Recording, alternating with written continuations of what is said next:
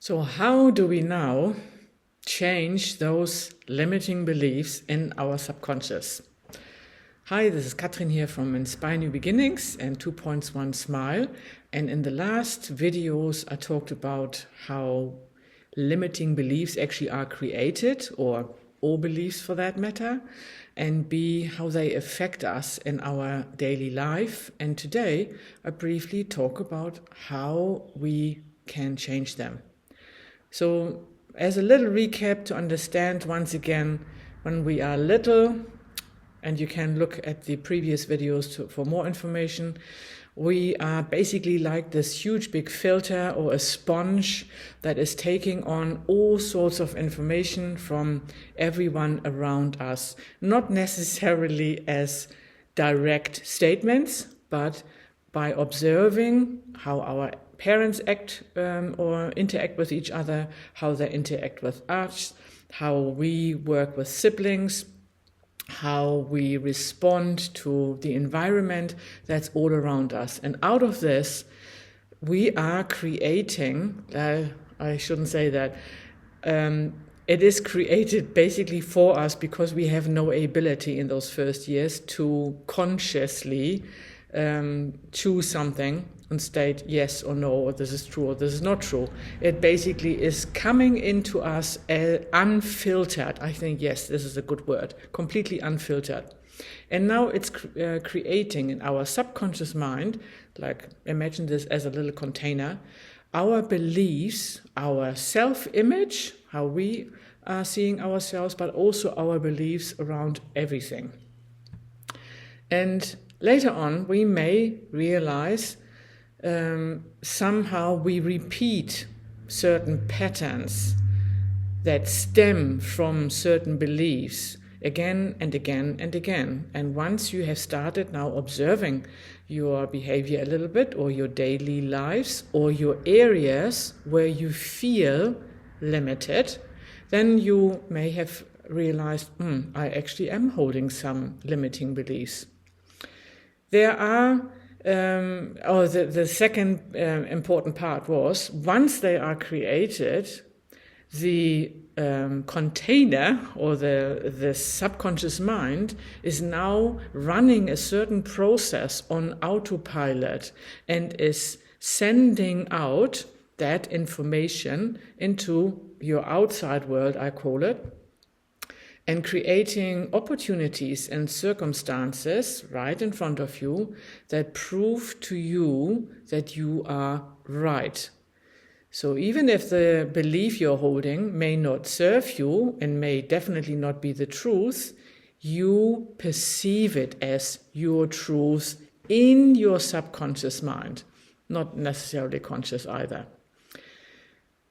In other terms, what you are sending out, you are receiving back. I always talk about the outside world being a mirror image of what I am sending out. What beliefs am I sending out? What self-image I'm sending out? And that's what I will, am being reflected back to. And if what you are seeing back is not to your liking, to say it in very simple terms, then that means there are some limiting beliefs or some ideas and some emotions that are holding you back in your subconscious mind. And now you want to change them. Because remember what I said last time, once you change them in the subconscious mind and replace them with something more beneficial to you, less limiting, this process continues to be exactly the same. Now to the part, it's already great that we know we can change it, but now to the part, how do we actually change that in the subconscious mind? On my website, I share a little thing about affirmations because I tried them before as well. Some of us are using affirmations. So I am aware that I'm, let's say, not good with money, and now I state every morning or every evening or 3 times a day, always the statement, money comes to me easily. or money follows me, or money, I attract money, I'm a money magnet, any of those statements. In principle, there's nothing wrong with it. However, if you are considering that now between your conscious mind, with your conscious mind, you are actually making those statements now, and the subconscious mind now is this barrier, because that was created after you were about 7 years old.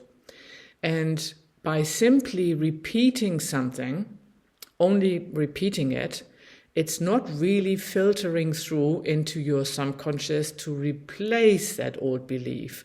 The subconscious is much more powerful than your conscious mind.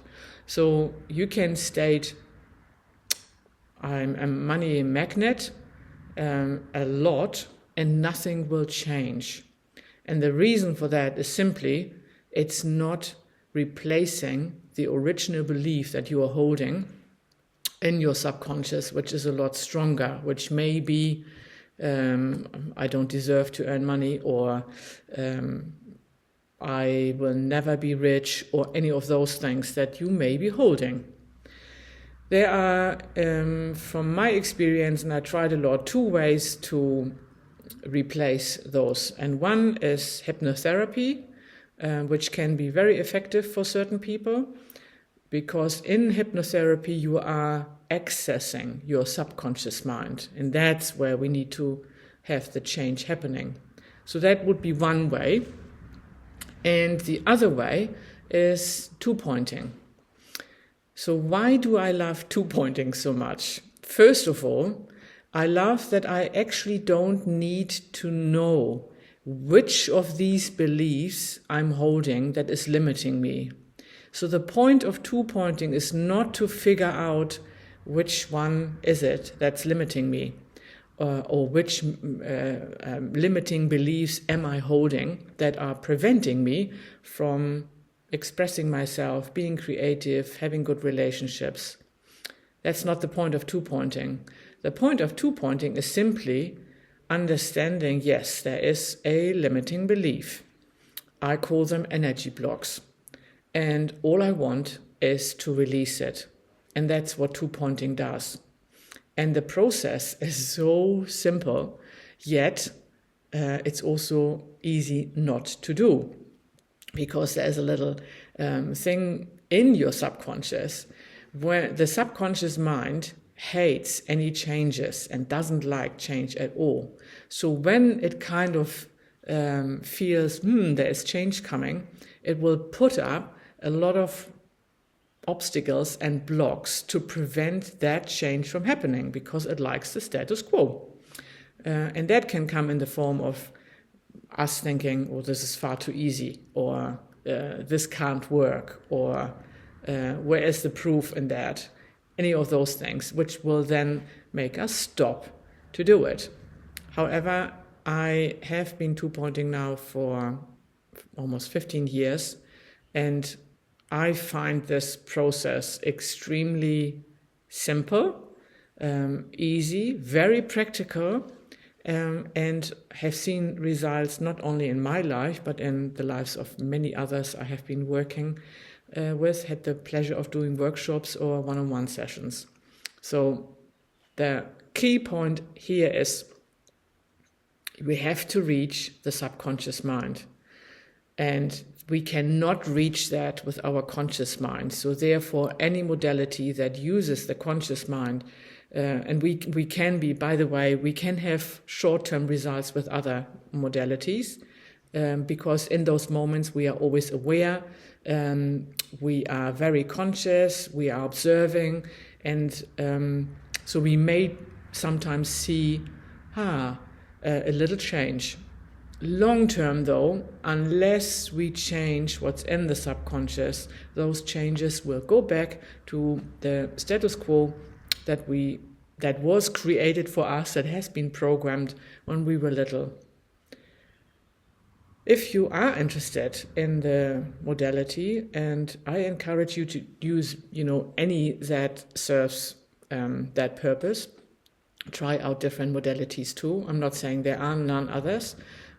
All I'm saying is those two I have come across that I know that are working, but I love the two-pointing one because it is so much easier, in my opinion, than any other thing that I have encountered. And the one part I really like about it, I don't need to know which one it is. All I know in my outside world, in my experience, is something that is limiting me and that's not allowing me to express my gifts, my personality, express myself in my work, or follow my dreams, any of those things, or have a good relationship, one that's built on trust and friendship. If I experience any of those things, I know something is holding me back, something is blocking me. It's none of my, I don't feel guilty. All I know, I have picked up something when I was really little, and it's time for that to be released.